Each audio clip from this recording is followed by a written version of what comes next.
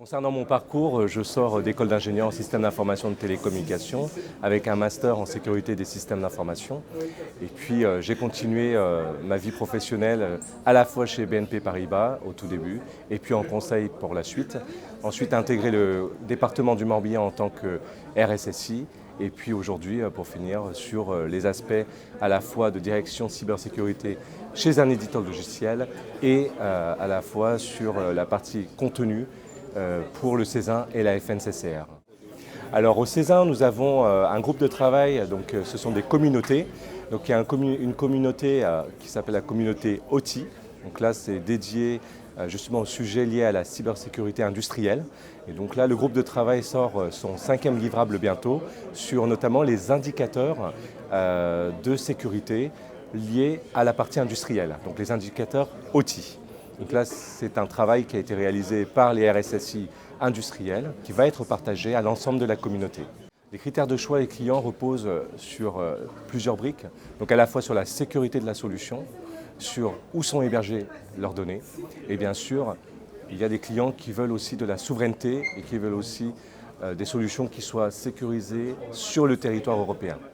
Et c'est une communauté que j'anime également, c'est la communauté des entreprises de taille intermédiaire, la communauté ETI, sur laquelle il y a beaucoup de discussions autour justement du budget et du prix des solutions de sécurité. Sachant qu'il y a déjà des socles, il y a déjà des règles, c'est ce que disait justement le directeur général de l'ANSSI, des règles qui sont déjà appliquées sur les premières règles d'hygiène de la sécurité au sein des entreprises. Oui, aujourd'hui au niveau des compétences, on parlait pas plus tard que la semaine dernière des niveaux de certification, des diplômes.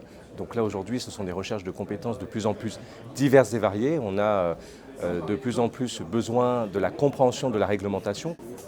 Au sein du CESIN, effectivement, il y a des sessions plénières qui vont aider à avoir des retours d'expérience de personnes ou bien d'entreprises qui ont déjà travaillé sur la réglementation, travaillé sur ces sujets, mais également les différentes communautés que j'anime avec les différents membres du conseil d'administration qui permettent aussi d'avoir un regard éclairé sur ces différentes nouvelles réglementations.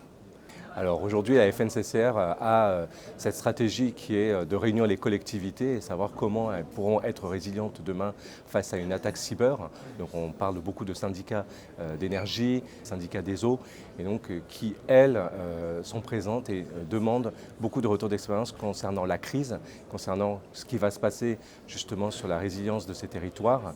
Et donc aujourd'hui, les prochains rendez-vous, en novembre, il y aura la réunion du numérique organisée par la FNCCR qui va réunir justement ces différents acteurs pour pouvoir parler autour de toute solution et tout ce qui est résilience et de l'IA. C'est le 27 novembre. Aujourd'hui, la cyberassurance est un sujet très vaste et qui est aujourd'hui plutôt considéré comme entre guillemets, une case à cocher dans les contrats. Sauf qu'aujourd'hui, on sait que la cyberassurance va devenir de plus en plus importante puisque l'idée est de savoir quels sont nos risques, d'une part, et puis d'autre part, comment la cyberassurance peut aider une entreprise en cas de sinistre ou en cas de litige par rapport à une attaque. Et donc vis-à-vis d'un client ou bien vis-à-vis peut-être des citoyens sur le côté collectivité. Donc la cyberassurance est un outil indispensable, je pense, pour le futur. Se concentrer et puis s'aider par des outillages qui permettent de sécuriser les développements et qui permettent de sécuriser aussi des méthodologies permettant globalement d'avoir une stratégie sécurité au sein de son organisation est très importante. Mais les outillages sont de plus en plus nombreux. Donc l'idée, c'est d'avoir une solution soit unifiée ou des solutions qui permettent d'avoir une interconnexion ou bien de l'interopérabilité au niveau de ces outils. Et ça, c'est un grand défi que le RSSI doit relever. C'est a fortiori par déjà le framework de l'ISO 27001, donc le système de management de la sécurité de l'information, qui oblige d'avoir justement cette logique de développement et puis d'avoir de la résilience.